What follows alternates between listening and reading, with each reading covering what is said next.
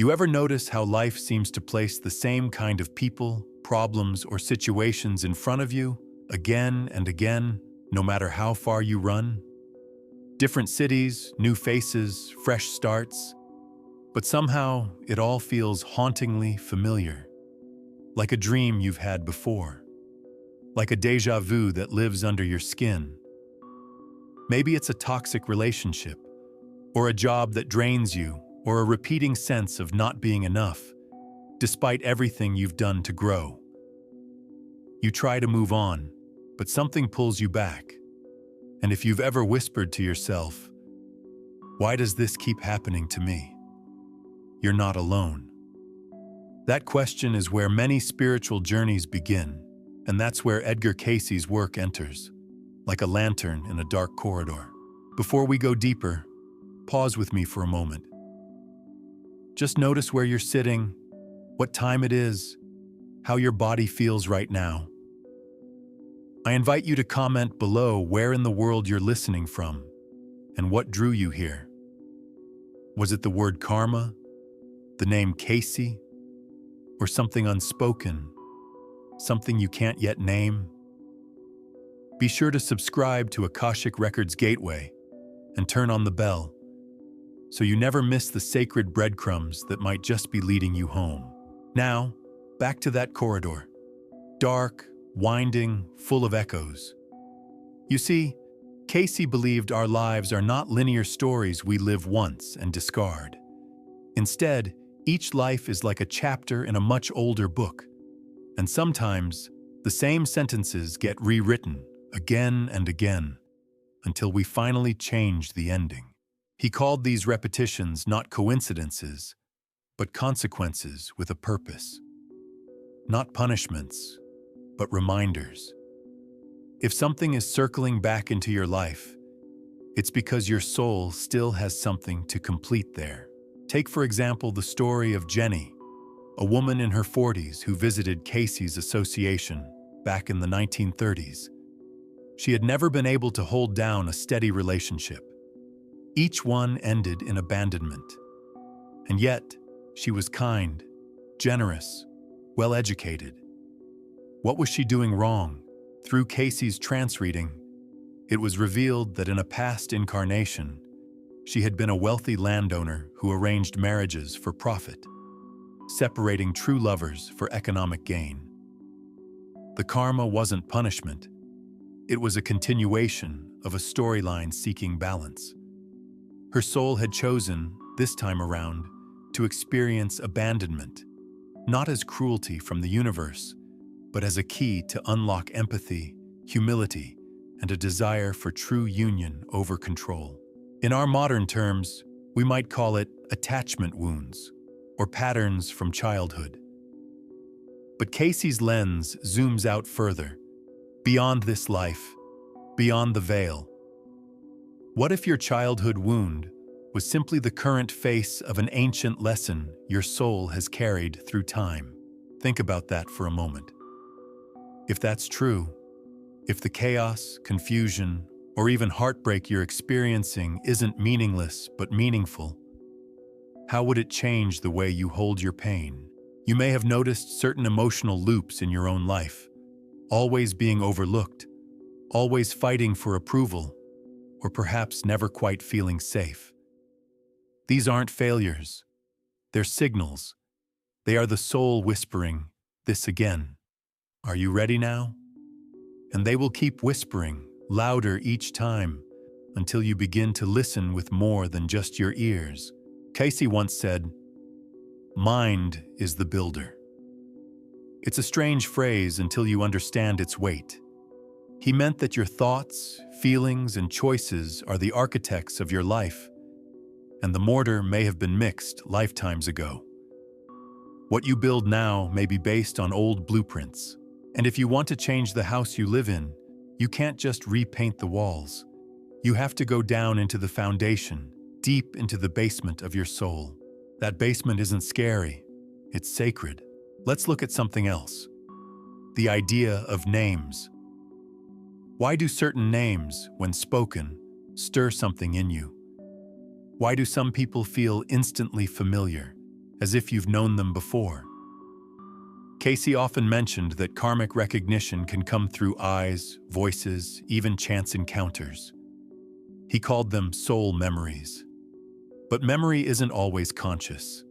It moves through emotion, it moves through patterns. So if you find yourself in a loop, it doesn't mean you're broken. It means your soul is brave enough to revisit the classroom again and again until the lesson transforms into wisdom.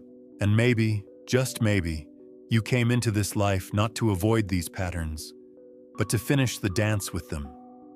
To turn what was once a cycle into a spiral, rising upward, with each repetition becoming a little more aware. This is not about blaming yourself. It's about reclaiming authorship. Because once you see the pattern, you begin to hold the thread. And once you hold the thread, you can begin to weave something new. But we must begin where all karma begins, with the understanding that it is not punishment. In the next section, we'll explore why Cayce rejected the notion of karma as divine retribution, and how he reframed it as a tender, cosmic invitation to evolve. Because until we understand the true nature of karma, we cannot change our relationship to it. Let that sink in, not as a concept, but as a quiet truth your soul already knows. You may have spent years believing otherwise, that when something painful happened, it must be because you deserved it. That suffering was some sort of retribution for past mistakes, known or unknown. That the universe was tallying your wrongs, and now the bill had come due. But what if none of that was true? What if karma, as Edgar Cayce taught, was not a cosmic hammer coming down on your head, but a gentle compass steering you back to balance? He saw karma not as a system of reward and punishment, but of education and healing. In his hundreds of trance readings, he painted a picture of the soul not as a sinner waiting to be judged, but as a student in the midst of a long, courageous journey. Imagine that for a moment. You are not being punished for your past. You are being shown how to grow beyond it. Cayce believed that every soul carries within it the memory of all its experiences, not just in this lifetime, but across many. These memories are stored not only as thoughts, but as energetic imprints, subtle echoes that shape your feelings, your choices, even the people you're drawn to.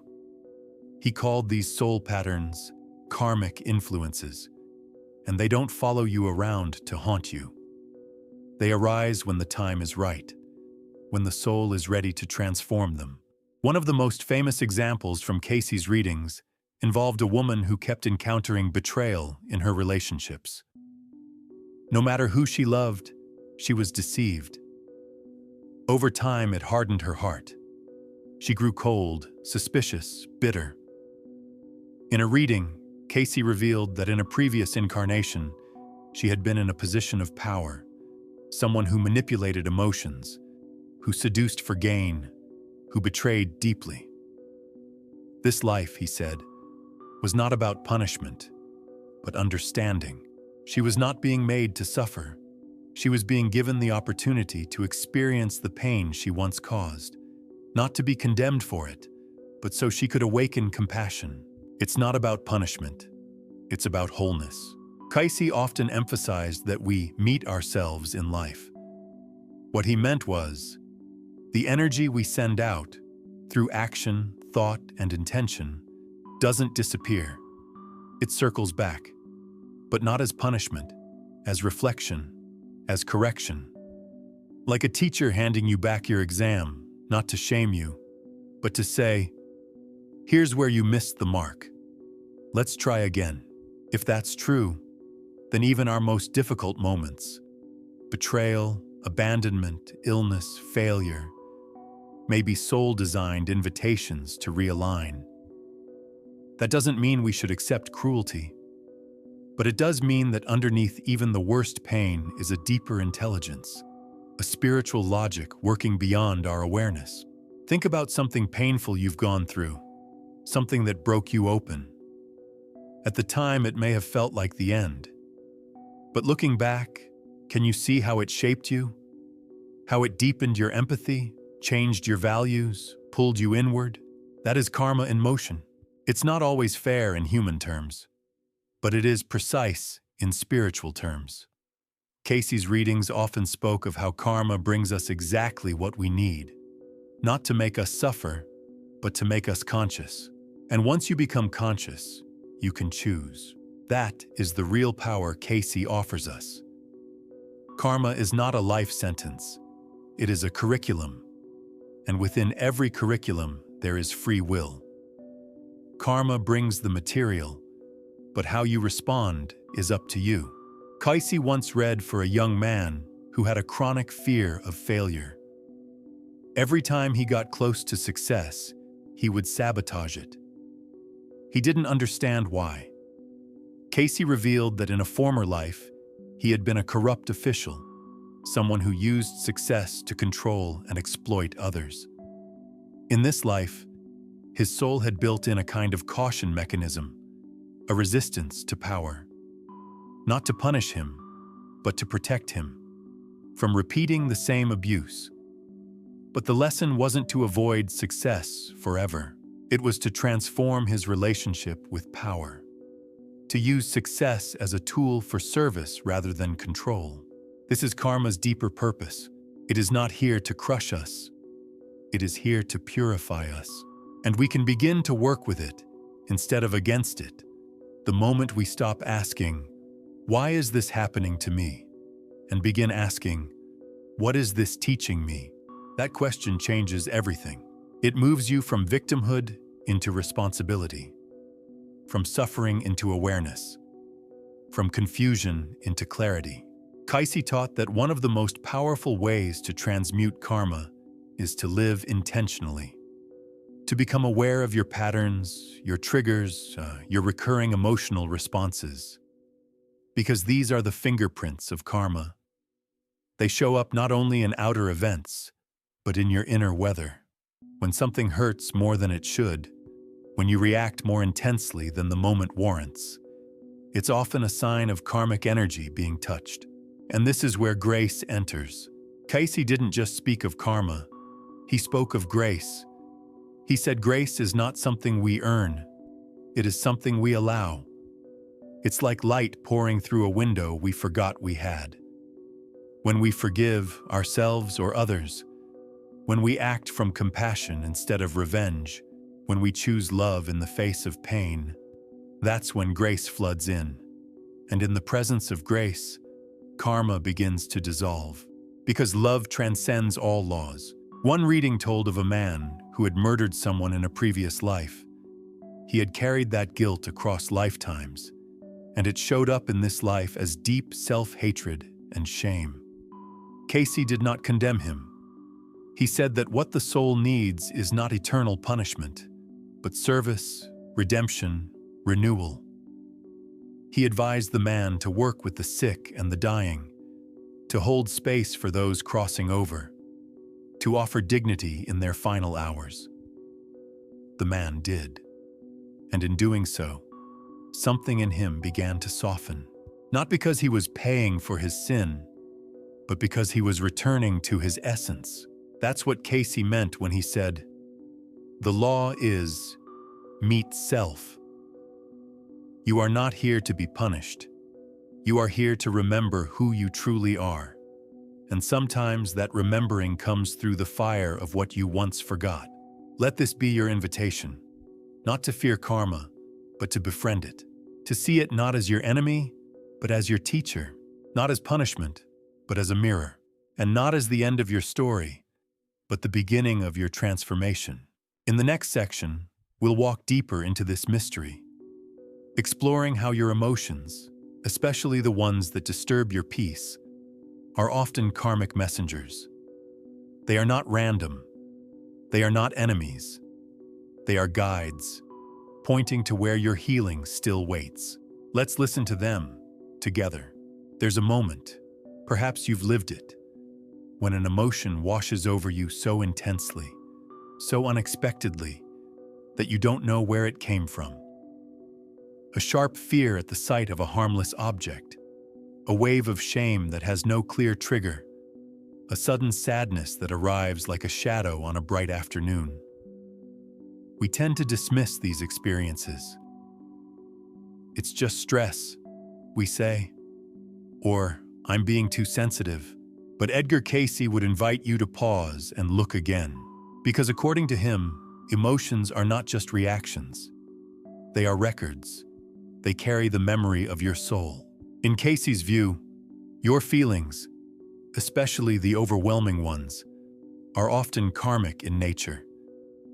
They arise not only from what is happening now, but from what has happened before. Not just in this life, but in lives long buried beneath your conscious awareness. The emotion is not the wound itself, it's the messenger. And if you can learn to listen, it will lead you straight to the point where your soul is still seeking balance. Let's take fear, for example. Fear, Cayce taught, is often a residue of trauma carried across lifetimes. A woman might fear speaking in public, not because of any obvious event in this life, but because in a former life she was condemned for speaking truth. A man may fear being seen, because once visibility led to death. These are not just personality quirks. They are karmic echoes. In one reading, Cayce worked with a woman who had an uncontrollable fear of fire. She would panic at even the sight of a candle. No trauma in her current life could explain it. Through trance, Cayce revealed that in a past incarnation, she had been accused of witchcraft and executed by burning. Her soul remembered. Not in thought, but in feeling. That memory, stored in the emotional body, resurfaced as fear. It wasn't irrational, it was residual. But here's what's vital. That fear wasn't meant to imprison her. It was surfacing now because her soul was ready to heal it. That's the beauty of karmic timing. Emotions come up when we are strong enough to face them, even if we don't feel strong in the moment. So the next time you're overtaken by an emotion you can't explain, ask yourself not, "What's wrong with me?" but, "What wants to be seen?" Now let's talk about guilt. Guilt is another powerful karmic signal. It can be healthy, a moral compass. But many carry a guilt that is sticky, relentless, and unearned. You feel guilty for resting, for succeeding, for being happy. You sabotage your own joy. You don't know why, but something in you believes you don't deserve ease. Cayce would suggest that this guilt may stem from an earlier life in which you harmed others or used privilege irresponsibly. The soul, in its wisdom, remembers, and in trying to restore balance, it limits itself, not out of self-hatred, but out of an unconscious effort to make things right. But here's the sacred twist. Guilt doesn't heal anything if it becomes punishment. It only serves when it awakens responsibility, the ability to respond with love. One of Cayce's most moving cases involved a man who felt constant shame for being wealthy. He donated, he volunteered, but still, he felt heavy with guilt. Cayce revealed that in a prior life, he had hoarded wealth while others starved. This life, he chose affluence again, but with a chance to use it differently. The emotion was the doorway, but it had to be walked through with awareness. Once the man saw the pattern, his guilt began to dissolve, not because he earned it, but because he remembered the deeper purpose of his position. He began funding schools, mentoring youth, and living in harmony with his abundance. So what emotion keeps tugging at your sleeves? Maybe it's anger. You flare up easily, especially around certain people. That anger might not be about the present moment at all. It might be a karmic charge, resentment from old betrayals, injustice from past lifetimes, rising now in hopes that it can finally be processed, rather than repressed or projected. Cayce warned that suppressing these emotional signals was a dangerous thing. Not because emotions are bad, but because they are powerful, like rivers. When blocked, they stagnate. But when honored and understood, they become sacred channels, leading you back to places in your soul that have been waiting silently for your return. The key is not to believe everything you feel, but to respect it, to sit with the feeling, to ask, where have I felt this before? Even if you can't trace it to this life, trust that your soul knows the path. Journaling, meditation, dream work. All these, Cayce said, are ways to bring the unconscious karmic material into the light of awareness. Dreams, in particular, are powerful. He saw them as the language of the soul, often revealing the root of emotions that seem irrational in waking life. If you dream of falling, being chased, losing someone, don't dismiss it. These may be emotional patterns stored beyond this life, and your psyche is trying to show you what wants to be released. Let's pause here for a personal reflection. Think of an emotion that repeats often in your life. It might be sadness, anxiety, helplessness. Now think of the earliest time you remember feeling that. Is there a pattern, a loop, a theme? That's a karmic trail. You don't need to remember the past life. You only need to feel the energy of it.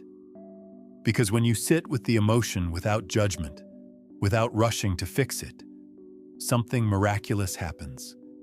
It begins to speak. And what it tells you is not "you are broken." It says, "You are still becoming whole." Emotions are not mistakes, they are guides. And often, the emotions we judge the most, envy, rage, grief, are the ones carrying the deepest karmic insights. You don't need to heal everything today. You don't need to solve it. You only need to stay with it long enough for it to reveal its wisdom.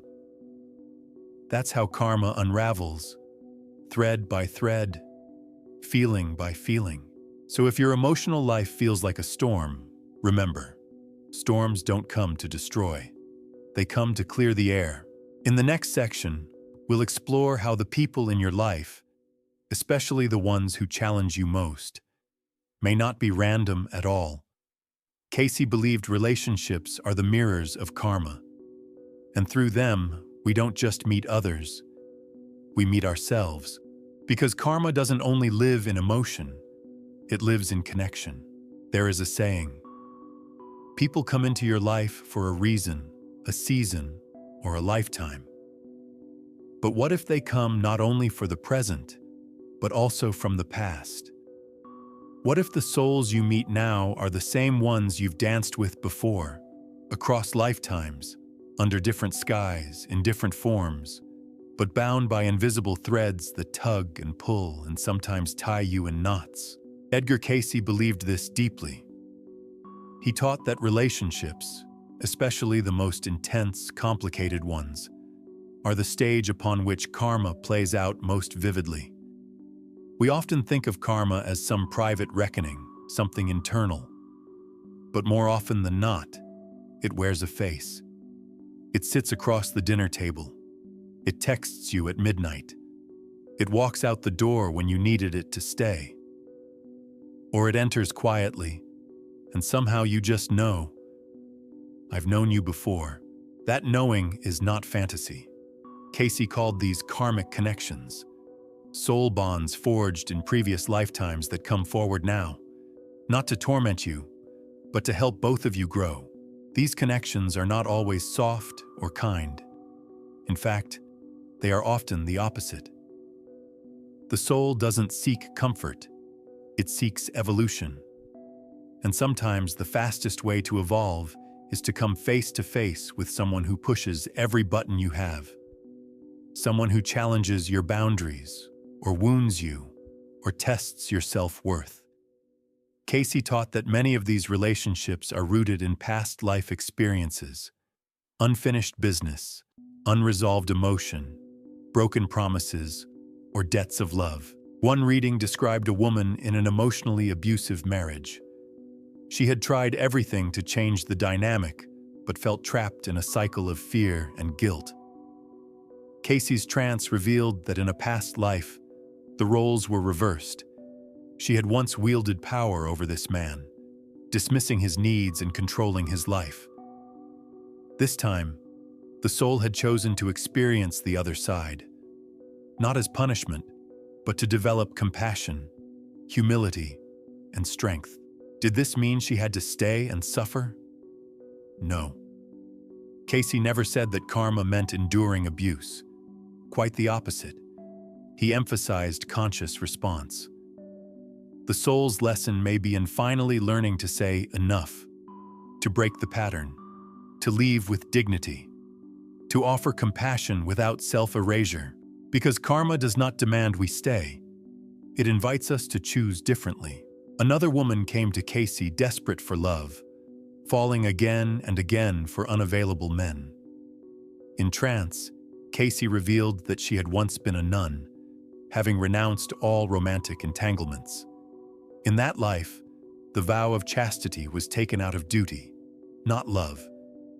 This time, her soul longed to experience emotional intimacy, but the fear of connection remained. She wasn't being punished.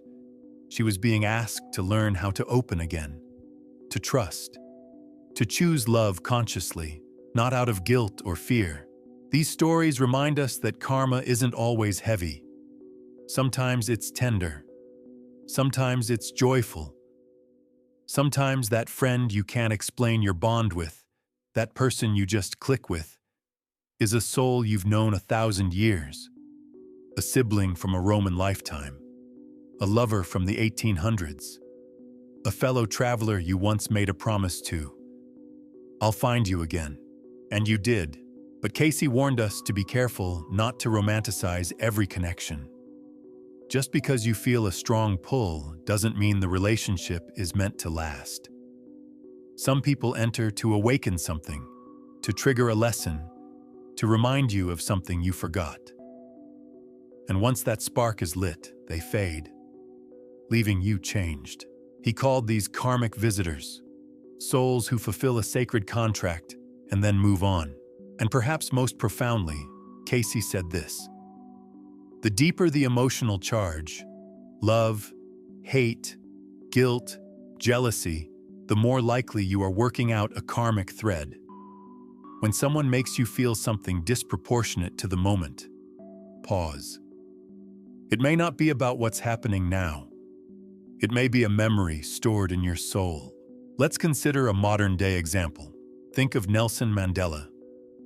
Imprisoned for 27 years, he emerged not full of hatred, but forgiveness. That alone is extraordinary. But what Cayce might suggest is that Mandela had lived lifetimes in cycles of oppression and retaliation, and this time, his soul chose to break the loop, to rise above vengeance, to teach by example what it means to return harm with dignity. This is what Cayce meant when he said, "You meet yourself. Not just your actions, but the faces you've known, the hearts you've touched, the promises you've broken, the kindness you've given. All of it finds you again, not to trap you, but to complete what was unfinished." So what does this mean for your life? Start by noticing. Who are the people who challenge you the most? Who drains you? Who do you feel deeply drawn to but can't explain why? Who do you keep circling back to, even when you know it's not right? Each of these connections may be a karmic key. That doesn't mean every difficult person is a sacred mirror. But if a dynamic keeps repeating, if the emotional pattern doesn't shift even when the faces change, then the karma is likely in you. And that's not bad news. It's freedom. Because it means you don't have to wait for anyone else to change. You can choose to shift your response, to rewrite the pattern from the inside out. Cayce believed that forgiveness is the great karmic solvent. Not just saying the words, but feeling them. Releasing the charge. Allowing yourself to let go of the story, the blame, the desire to be right. Not for them, but for you. for your soul's liberation. He once said, "Forgiveness is the forgetting of self." Not that you erase your boundaries, but that you stop clinging to the version of yourself who was wronged. Because often, the person you must forgive is not just someone else. It's you.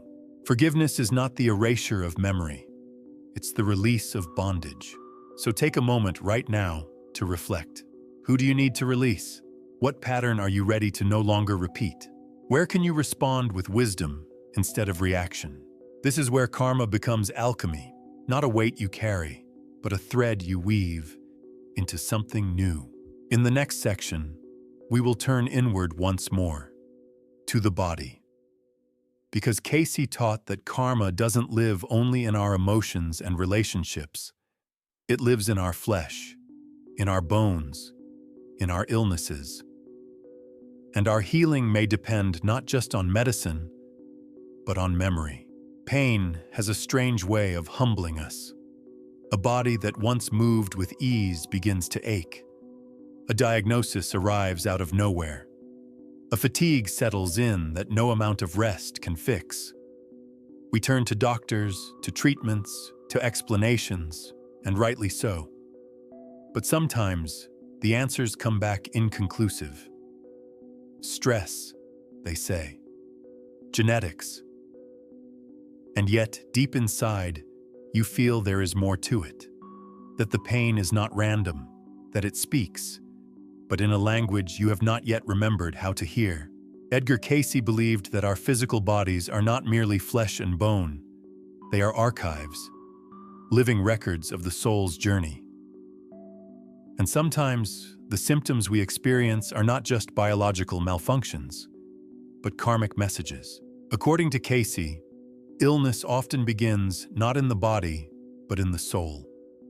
Or more precisely, in the imprint left by past actions, emotions, and unresolved intentions carried across lifetimes. These imprints, if not healed, can eventually filter down through the mental and emotional bodies, finally manifesting in the physical. In one of his most widely studied readings, Cayce described how a man's chronic leg pain had its origin in a past life as a Roman soldier.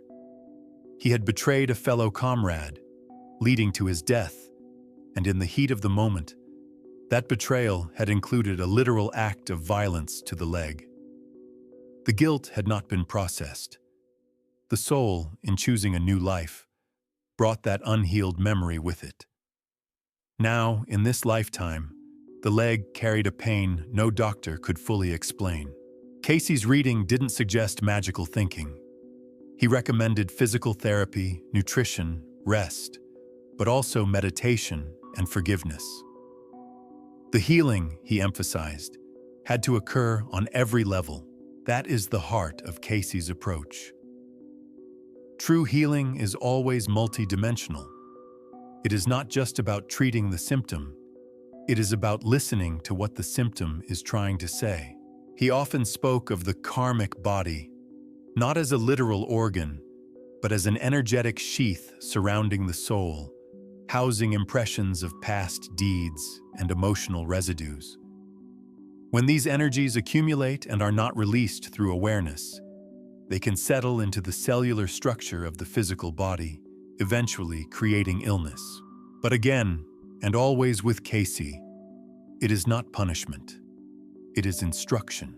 Take, for example, the woman who suffered from chronic throat infections. Over and over, no matter the treatment, the pain would return. Cayce revealed in a trance that in a former life, she had been a powerful speaker, a male political leader, who had used words to manipulate and destroy reputations. In this life, her soul was attempting to reclaim the throat not as a weapon, but as a channel of truth and healing. Her recurrent illness was not a curse, but a call to speak authentically, to find her voice, to honor the power of words. This story echoes Cayce's broader message. Every illness has a story. And often, that story reaches back further than we remember. Let's be clear. He never discouraged medical treatment. Cayce was not against science or medicine. He prescribed herbal remedies, dietary shifts, physical therapies, and even specific spinal adjustments. But he always paired them with something deeper, an invitation to explore the emotional and spiritual dimensions of disease. He saw each physical condition as an expression of imbalance, not only in the body, but in the energetic and spiritual layers of the being. For instance, he often linked skin disorders with shame or identity wounds. Digestive issues, he said, often pointed to a difficulty digesting life or unresolved resentment. Heart problems were tied to grief or a blocked ability to give and receive love. Are these claims scientific in the traditional sense? Perhaps not. But if you've lived long enough, you may have felt it. The way grief can crush the chest, the way anger can burn in the gut, the way fear can shake the limbs. Our emotions are in our bodies, and if they stay long enough unexpressed, they become symptoms. From Cayce's perspective, the soul is always seeking equilibrium, and when we stray too far from that center, physically, emotionally, or spiritually, the body becomes the chalkboard upon which the soul writes its lesson. But here's the miracle. The body is not your enemy. It is your ally. It is constantly communicating, constantly adapting, constantly trying to bring you back to wholeness. One of Cayce's most compassionate teachings was this: even chronic, painful, or seemingly incurable conditions can be softened, if not fully healed, by aligning the body, mind, and spirit. He spoke often of forgiveness, not as a lofty moral act, but as a literal healing agent. He believed that when we forgive, when we love, when we re-establish harmony with ourselves and others, the body begins to respond. The karmic imprint begins to dissolve. Energy begins to flow.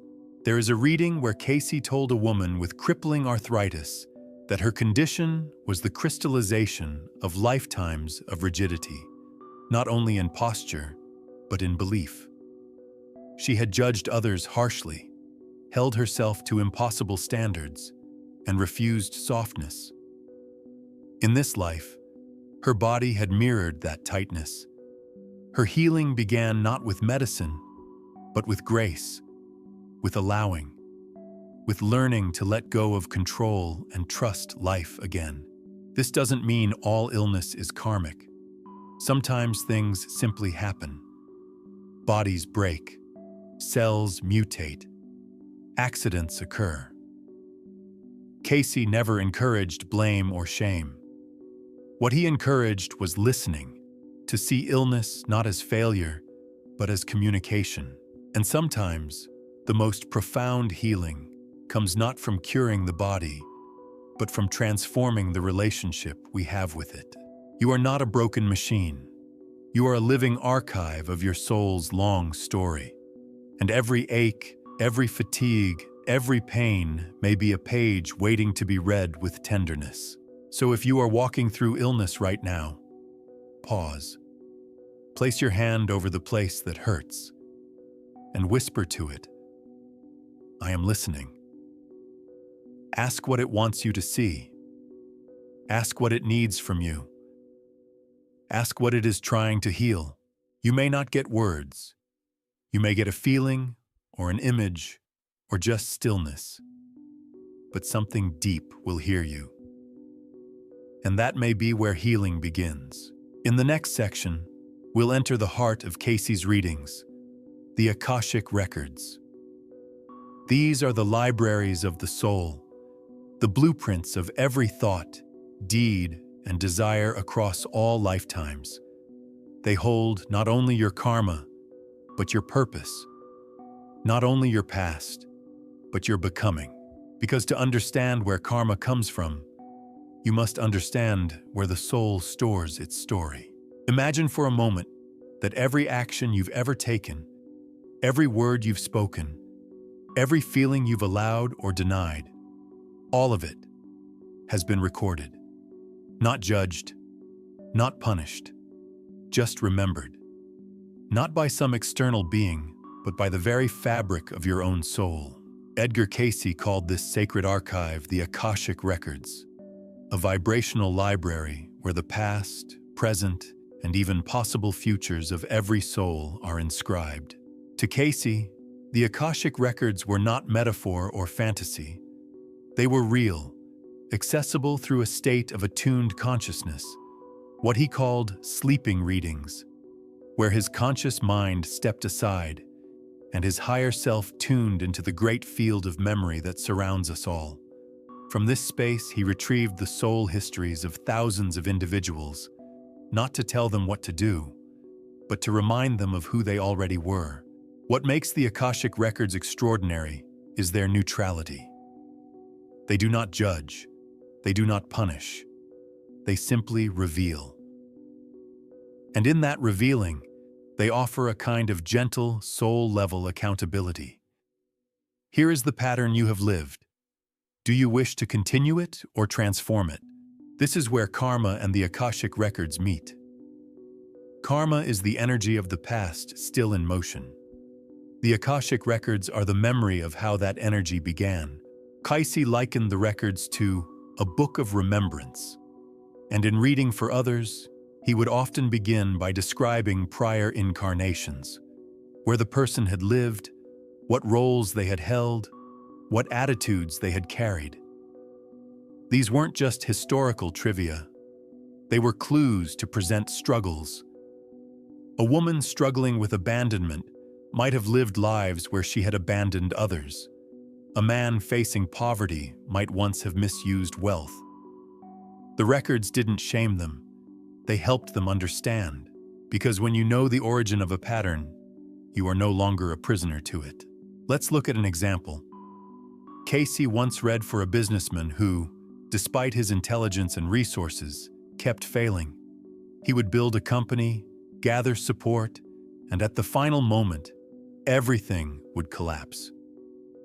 In trance, Cayce accessed the man's records and saw that in a prior life, he had been a powerful ruler who suppressed innovation and punished creativity. In this life, his soul had chosen to walk the path of the innovator, but carried unconscious guilt about being seen, being successful, being a leader. His failures were not the universe attacking him. They were the result of an unresolved pattern, trying to find resolution through contrast. This, Cayce insisted, is the soul's genius.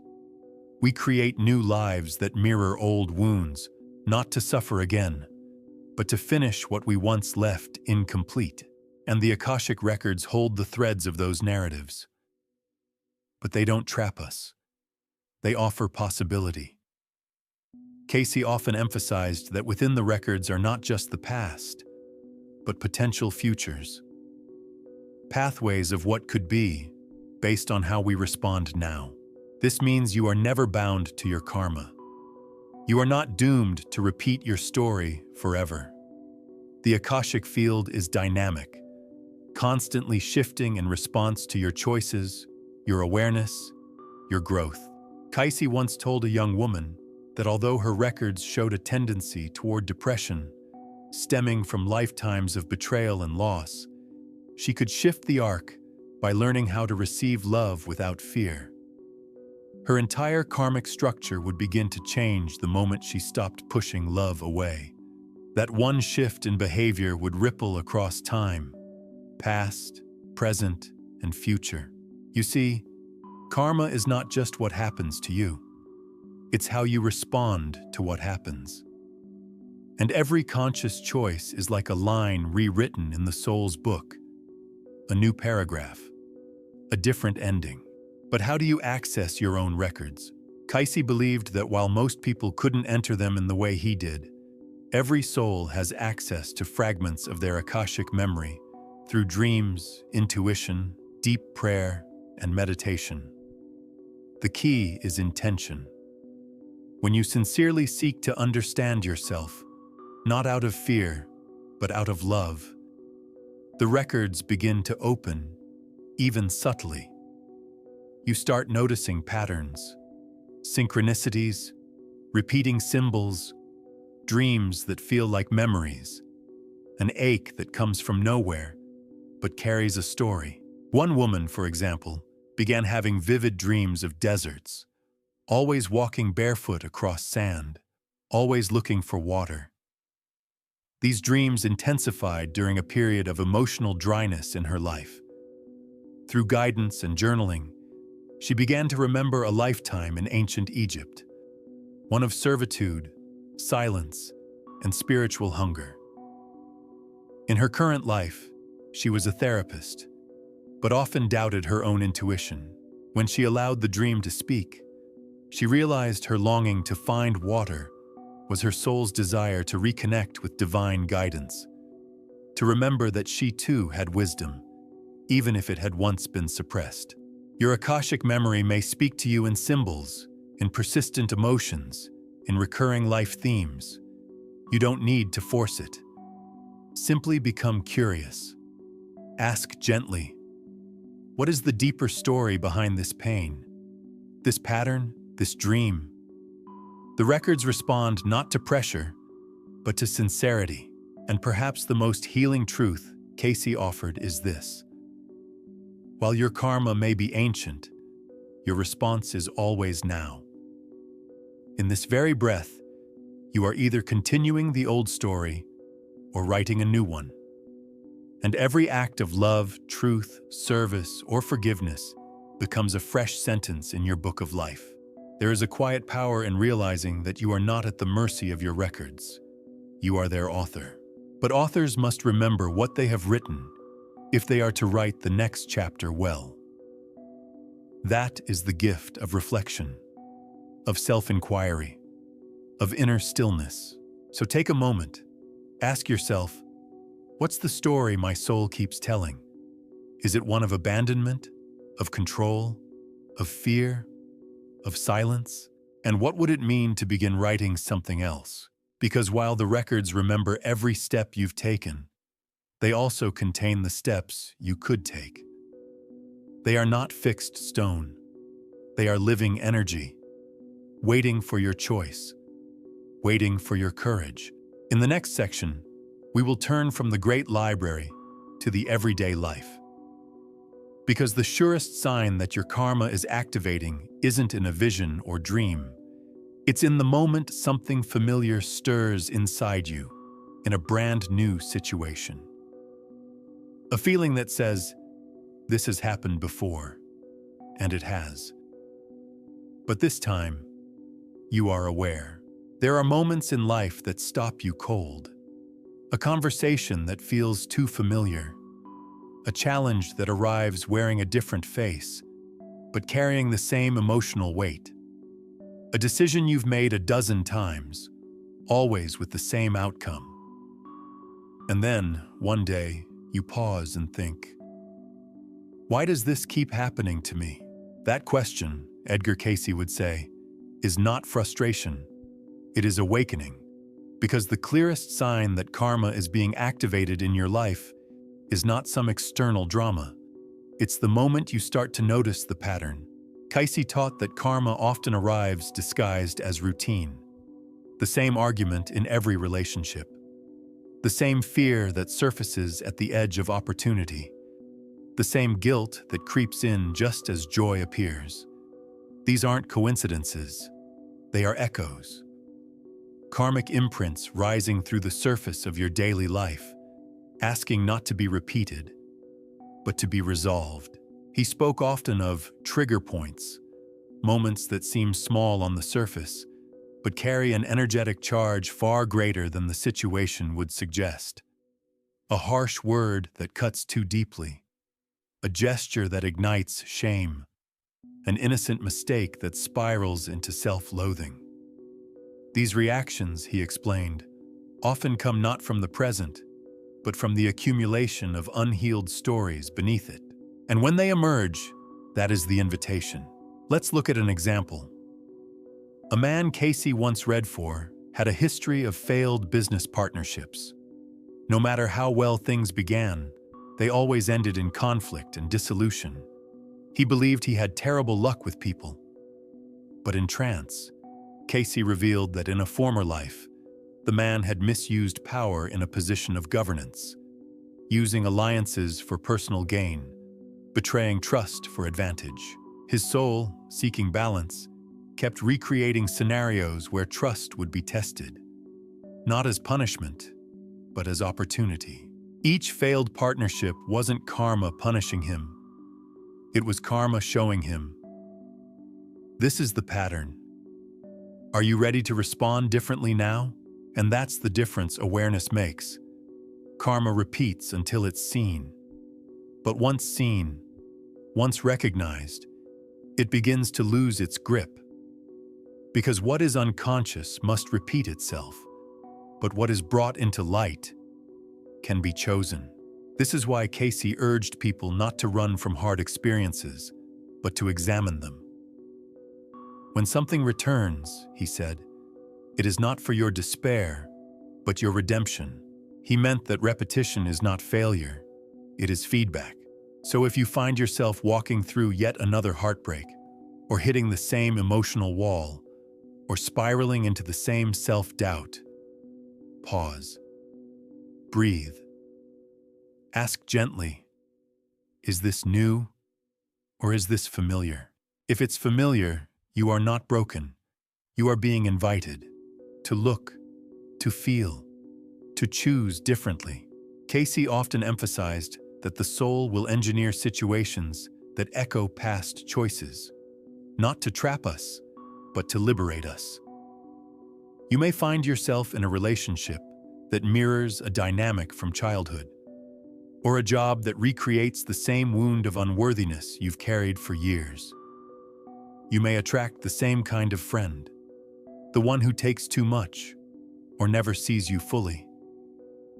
The pattern repeats, not because you're cursed, but because your soul knows. This time, you could choose another way. And choosing differently doesn't always mean doing something dramatic. Sometimes it means pausing before reacting, offering compassion where once you would have closed off, setting a boundary where once you stayed silent, walking away where once you clung, speaking truth where once you swallowed it. These micro-choices are where karma shifts. In fact, Cayce believed that karma is rarely cleared through grand gestures, but through consistent, conscious response.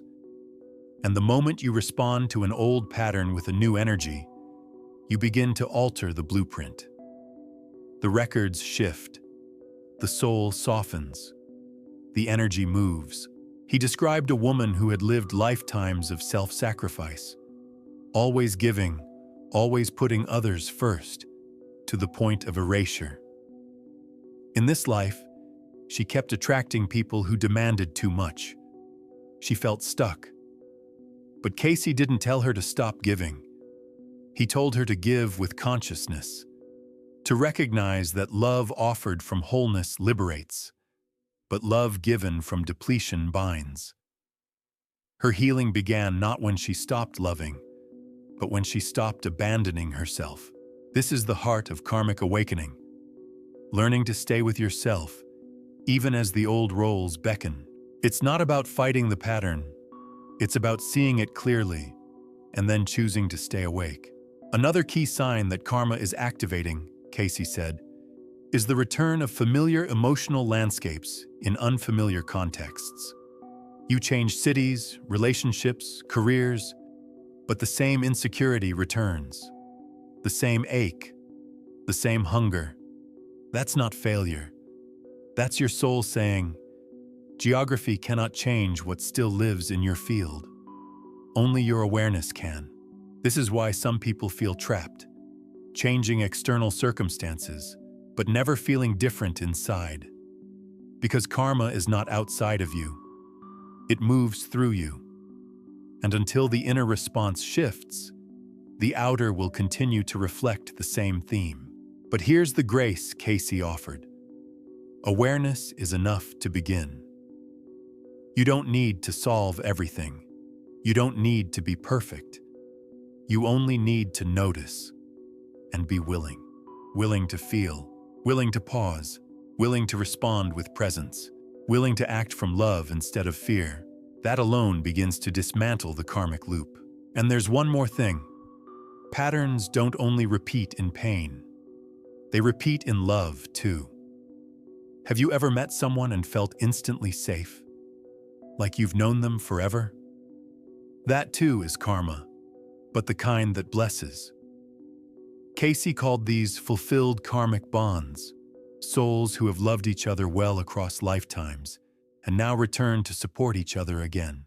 So not all karma is a wound. Some karma is a reward. A reminder that the love you've given has never been lost. It finds its way back. So where does that leave you? Right where you are, in the middle of your life, in the middle of your patterns, with the extraordinary gift of being able to see them. That's all karma asks. Will you look? Will you listen? Will you choose differently? Because you can. And every time you do, even in the smallest way, you become the one who breaks the chain, who ends the cycle, who writes a new chapter in the soul's story. In the next section, we will dive into the realm of dreams and déjà vu, mystical spaces where the veil thins and the past whispers through the cracks of your consciousness. Because sometimes, the soul doesn't speak in words, it speaks in symbols, and the language of dreams may be the oldest voice of all. There are moments in life that feel like a ripple in time, a dream so vivid it clings to you all day, a flash of recognition when meeting a stranger, a street you've never walked that feels strangely like home. These are the soft fingerprints of the soul's memory. Edgar Cayce believed these moments are not accidental. They are echoes of the Akashic records surfacing, reminders that time is not a straight line, but a spiral. And when the spiral turns just right, we glimpse the past through the thin fabric of the present. Let's begin with dreams. Cayce regarded dreams as the language of the soul, not just fragments of the subconscious, but portals. In his view, when you sleep, your spirit lifts slightly from the physical and enters more subtle planes. In that liminal space, the Akashic records become more accessible. That's why, in dreams, time bends. The logic of this world dissolves, and stories that span lifetimes can surface in a single image. One woman dreamed for years of standing barefoot on a vast stone floor, surrounded by torches, with rows of people kneeling behind her. She always woke up with a knot in her stomach.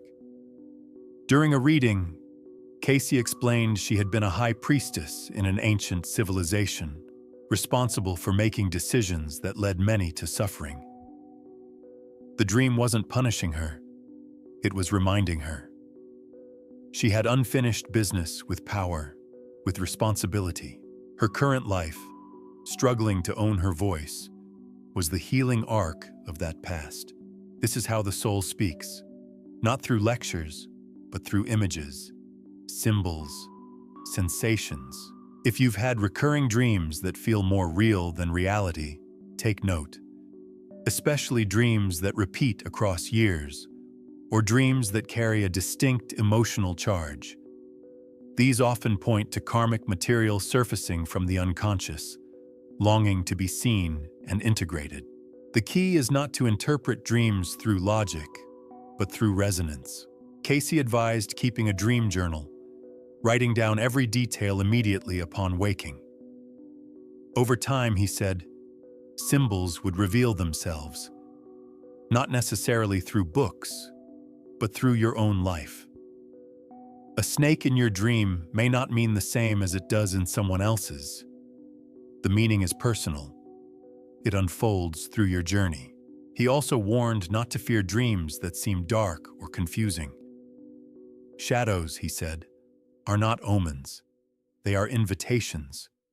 If you dream of being chased, trapped, or falling, ask, what part of me is still running? Still imprisoned? Still in freefall? The dream is not predicting doom. It is revealing what is alive in your inner world, asking for resolution.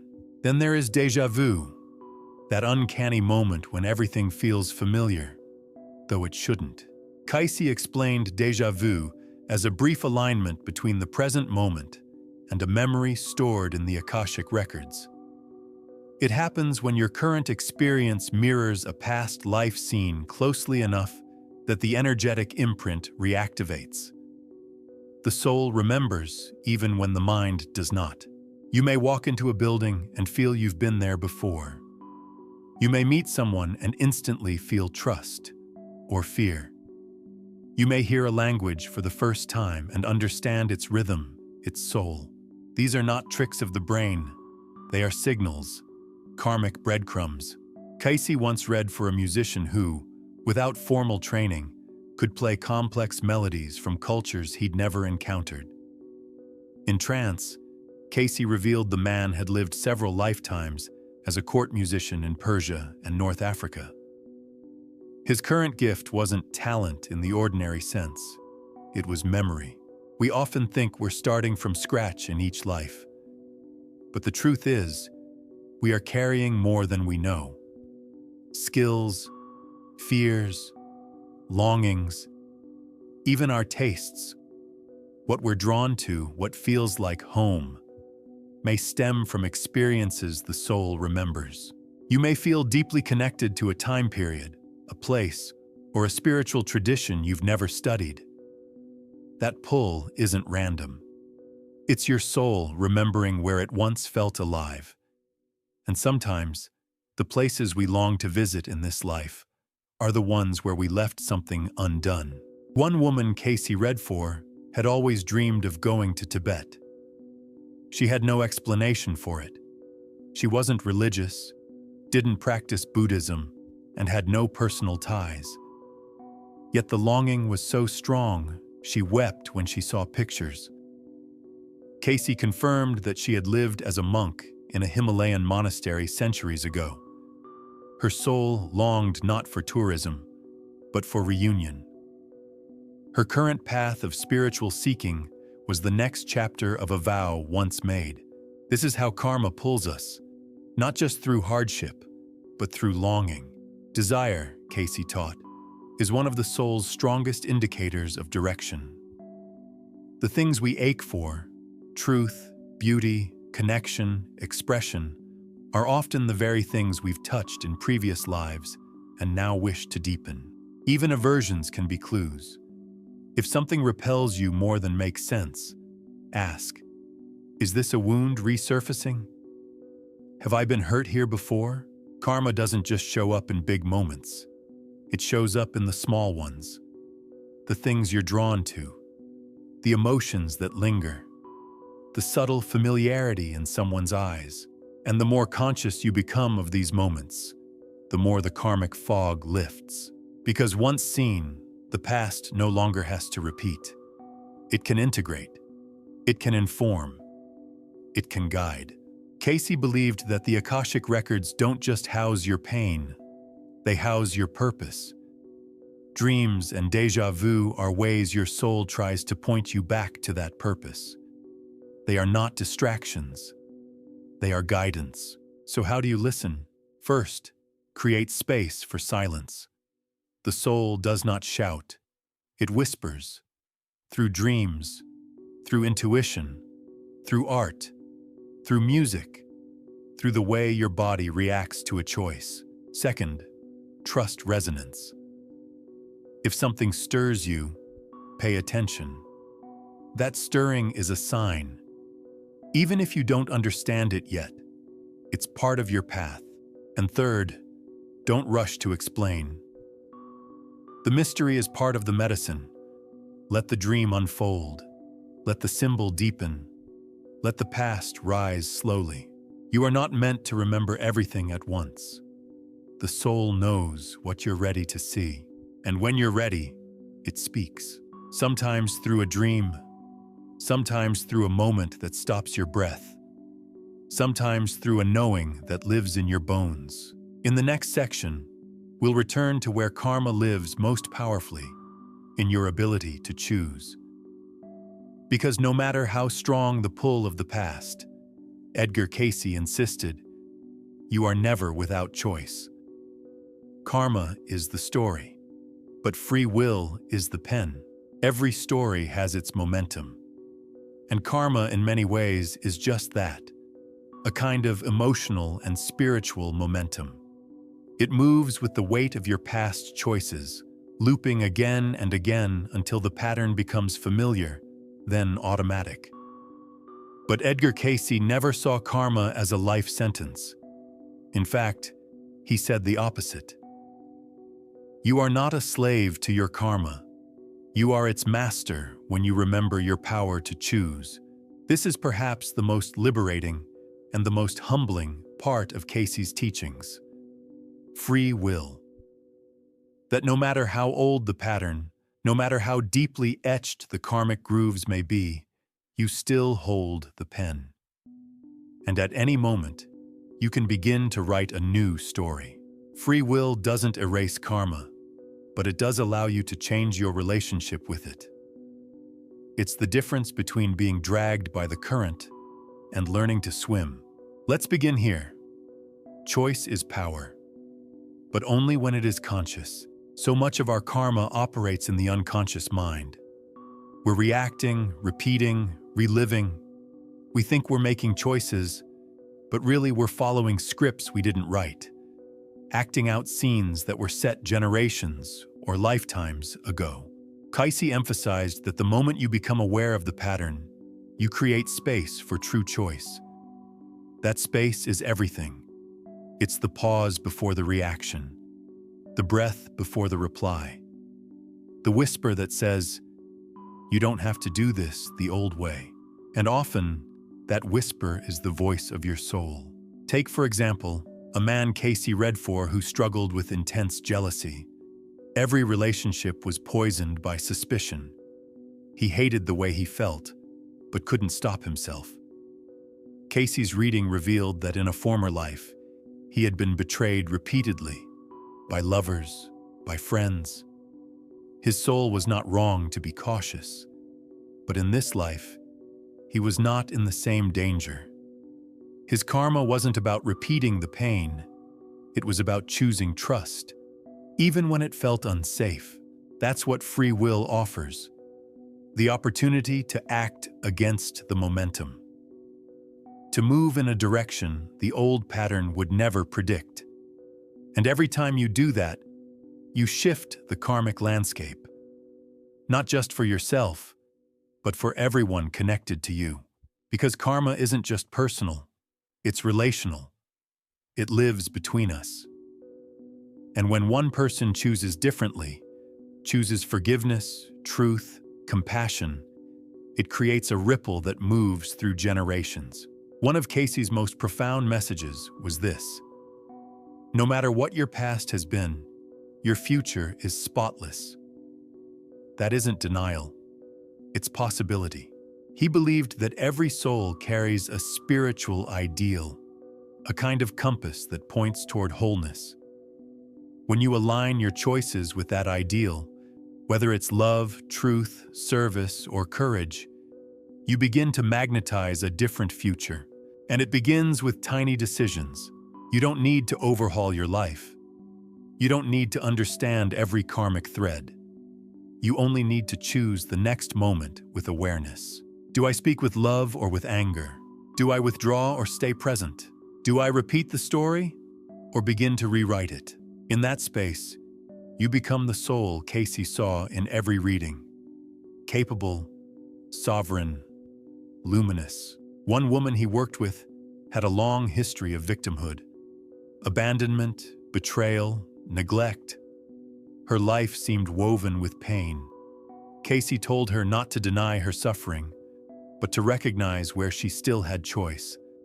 And her choice, he said, was not to fix others, but to claim her own power. She began small, saying no when she wanted to say no, choosing people who respected her boundaries, speaking gently to herself. And slowly, the pattern shifted. The karma didn't vanish, but its hold weakened. And she grew stronger than the story, because that's what free will does. It doesn't make the journey easy, but it makes transformation possible. And it's important to remember this. Free will is not just the power to change, it's also the power to accept. Sometimes the most radical act of free will is to stop fighting what is, to surrender, to say, this happened. I can't undo it, but I can choose how to live from here. Cayce saw this as maturity of soul, the ability to hold both karma and grace, to take responsibility without shame, to respond with love, even when life is hard. He reminded us that choice is not a one-time thing. It's a daily practice. In every thought, every action, every breath. And the more conscious you become, the more power you gain. Not over others, but over the only thing that truly matters, your inner world.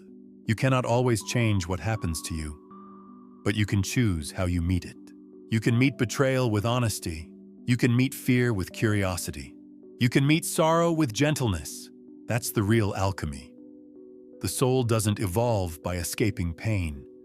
It evolves by transforming it. And that transformation happens through choice. In one of his readings, Cayce spoke of a man who had lived lifetimes in violence. In this life, he was drawn to conflict again. Violent jobs, aggressive relationships. But something in him wanted peace. And Cayce told him, you must choose peace, not just long for it. The man began volunteering at a school, teaching children conflict resolution, working with at-risk youth. His karma didn't disappear, but it began to transmute. The man who once hurt now helped. The cycle broke. And here is what's beautiful. Every soul has this power. You do, right now. No matter what you've done, no matter what's been done to you, you can choose, not once, but again, and again, and again. And each time you do, the karma begins to soften. The thread loosens. The future opens. In the final section, we will gather all these strands and turn toward the heart of healing. Not through force or willpower, but through conscious living. Because ultimately, karma is not just a past to be overcome. It is a path to be walked. A sacred unfolding. And your presence is the medicine. There's a turning point in every soul's journey when you stop asking why and begin asking how. How do I live now, knowing what I know? How do I move through this life with the understanding that every action, every word, every thought carries weight? Not because the universe is punishing me, but because it's listening? This, Edgar Cayce believed, is the beginning of true spiritual maturity. The shift from reaction to responsibility, from confusion to clarity, from wandering to conscious living. Conscious living is not about controlling every moment. It's not perfectionism. It's presence. It's the choice to be awake within your life, to respond rather than repeat, to walk with your karma, not in fear, but in partnership. Cayce saw karma as an unfinished song and your current life as the next verse. The way to heal it isn't to burn the sheet music. It's to pick up the melody and carry it somewhere new. But what does that look like in practice? It begins with awareness. To live consciously means noticing your patterns, not with shame, but with curiosity. When a familiar feeling rises, abandonment, fear, rage, you pause. You ask, where have I felt this before?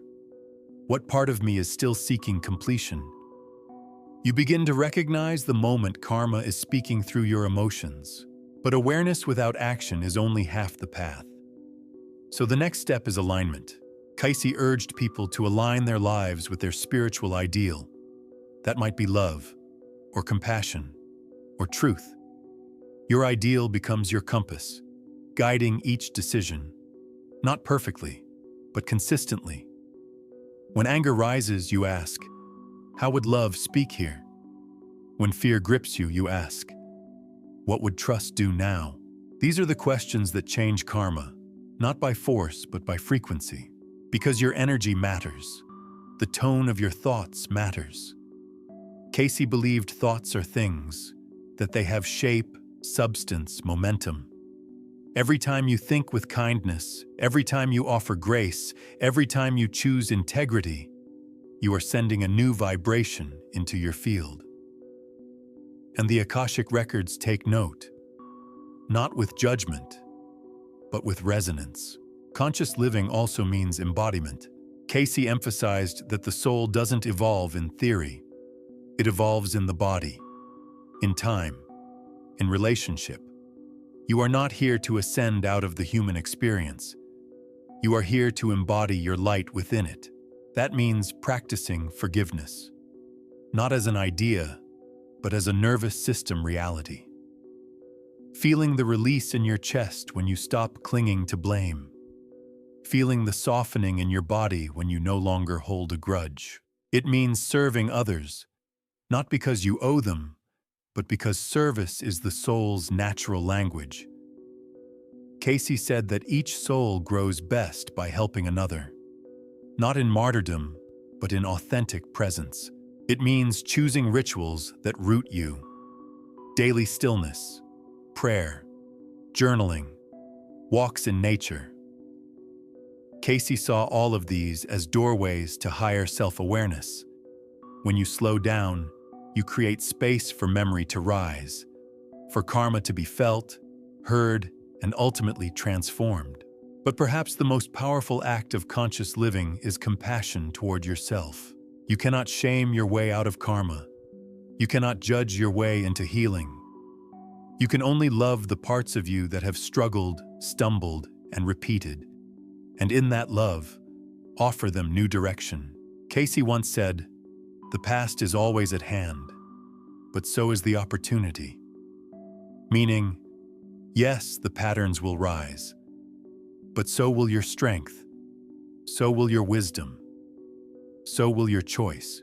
And when you begin to live from that place, aware, aligned, embodied, compassionate, you stop adding weight to your karma. You stop digging the same hole. You begin to plant one seed of forgiveness, one seed of truth, one seed of service.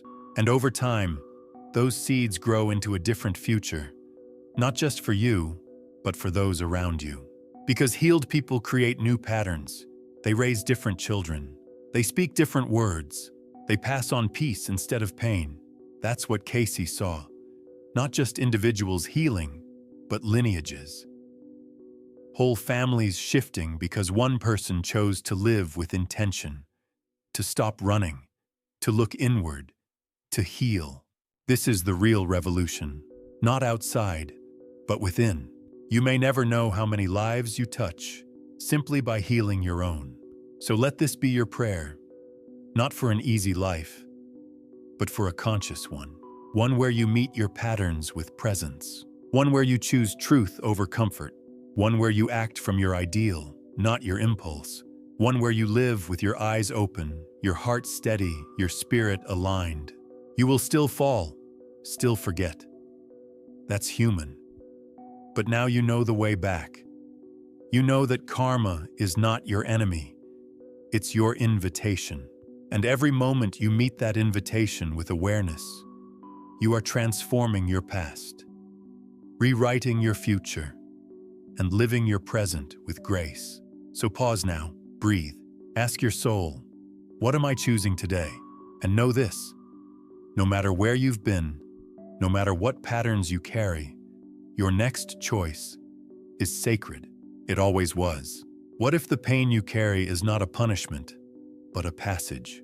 What if every repeated heartbreak, every quiet ache, every unresolved longing is not a flaw in your design, but a thread in your becoming? Throughout this journey, we have traced the contours of karma, not as dogma, not as superstition, but as a living current flowing through your choices, your emotions, your relationships. Edgar Cayce never asked us to fear karma. He asked us to understand it, to lean in, to listen. Because once you begin to see the deeper intelligence behind your experiences, your life stops being a series of random events and begins to feel like the unfolding of a much older story, one your soul has written with care. And so here you are. Not at the end of anything, really, but at the threshold of awareness. Because now you know. The patterns you carry are not chains, they are messages. The people you clash with are not enemies, they are mirrors. The dreams that stir you, the déjà vu that halts you, the emotions that rise unbidden, they are not distractions. They are fragments of memory, calling you home. The truth is, you've always known this. You've always felt it. Somewhere in the silence between your thoughts, in the space just before sleep, in the moment you meet someone's eyes and feel something ancient stir, you've known. That life is deeper than it appears. That something is at work beneath the surface. Something just beyond the reach of language. Call it karma. Call it memory. Call it the soul's quiet architecture. But know this, you are not trapped in it. You are not at the mercy of what came before. Yes, the past is real, but so is your ability to respond now, with clarity, with grace, with courage. And that is all karma ever truly asks. Not perfection, not repentance, just presence, just honesty, just the willingness to live awake. So if something stirs in you now, an emotion, a memory, a desire to make a different choice, honor it. That's your soul speaking. That's the invitation. You do not have to do it all today. You do not have to become someone new overnight. You only have to take one step in a different direction. And with that step, the path shifts, the pattern loosens. The story begins to rewrite itself. And maybe as you walk forward, you'll begin to feel it. A quiet sense of recognition. A subtle knowing that the lessons were never meant to break you, but to build you. To bring you back into alignment with something ancient. Something true. You, the soul behind the name. The consciousness behind the karma. The one who was never lost, only remembering. So walk gently now. This is not the end of your healing. It's the beginning of your remembering. And maybe, just maybe, you've always known. You just hadn't remembered it until now.